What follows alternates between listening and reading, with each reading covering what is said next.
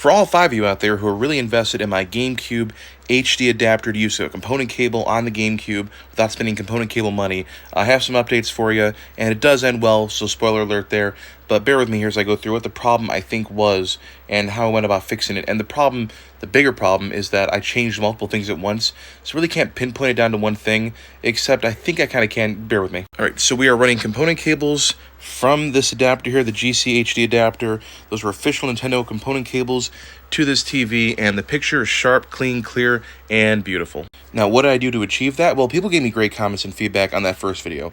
A lot of people said it looks like a PAL signal is going out of the GameCube, or that adapter, I should say, to the TV, and that's why it split like that.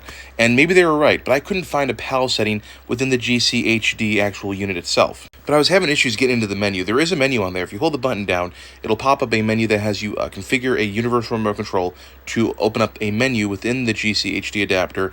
But I couldn't get my universal remote to work with it. I ended up using my Toshiba remote, and it worked just fine. So if you have this, you're trying to get in the remote settings, you're trying to get in the settings for the adapter, try different remotes, because this one worked, the Sony one did not, and my other universal one did not either. So that was the first problem. When I got into the actual settings in the menu itself, there was an option just to reset everything to factory, which I did. And I'm no expert, but it seems to have worked so far. In fact, everything's working as I thought it would out of the box when I first bought this thing. Everything keeps going wrong, like my GameCube adapter stopped working for a second, but anyways, here we go. I really wish I could show you what it actually looks like without using a cell phone camera to record, because it is gorgeous. The colors are beautiful.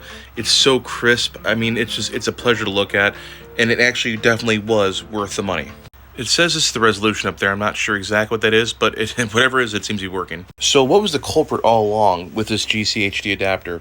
Well, it was most likely the fact that whoever had this before me, which was Stone Age Gamer and was selling an open box, messed with settings on specialized equipment or monitors, or was using settings that worked with their monitors but weren't going to work universally, and that would be the issue.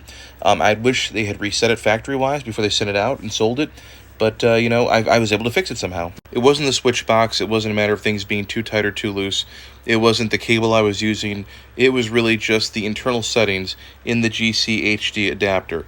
But, like I said, it looks fantastic. Like, I want to sit down and play some GameCube games right now on this thing. My advice to avoid issues and spending more money than you need to troubleshooting this kind of stuff is just don't buy it used. Try to get a good deal on it, but don't buy it used, because I'm pretty sure I only had this issue because it was used and because they had messed with certain settings, which I didn't understand. And there are a lot of settings in that menu.